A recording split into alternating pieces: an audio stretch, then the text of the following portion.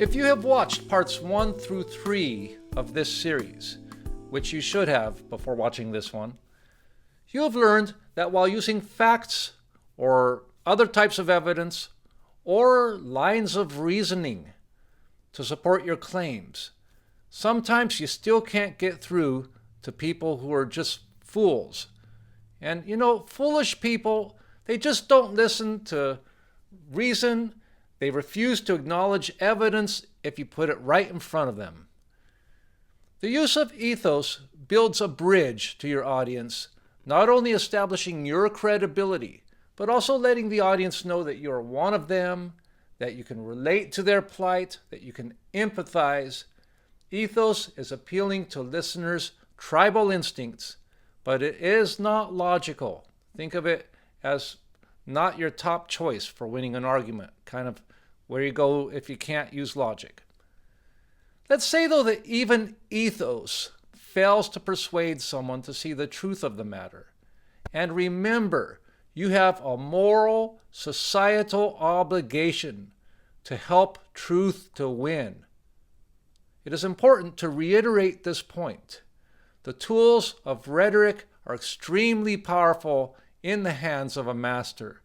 And I want to stress that my students, you, are to use these tools for truth.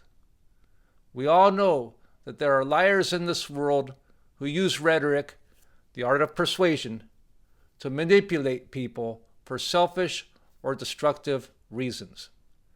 Anyway, there is one final last resort to use when nothing else will work.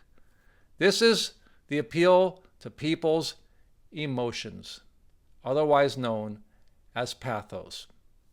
Aristotle, in his Rhetoric, identifies the following negative emotions. Fear is associated with panic or anxiety. Anxiety is kind of a smoldering fear. Panic is kind of an emergency fear. Anger and rage, which is dangerous anger. Hate, which is kind of a permanent anger. Indignation and resentment. Again, resentment being the permanent form of that emotion. Guilt and shame. Again, shame being the permanent form of guilt. Jealousy, greed, disgust or contempt. Sadness and pity. And pity, Aristotle says, is actually a species of fear, as in you fear to be like somebody in a situation that isn't very pleasant. Unfortunately, listeners tend to be motivated more strongly by negative emotions. As such, an argument founded on pathos will tend to sound very negative to one's ears.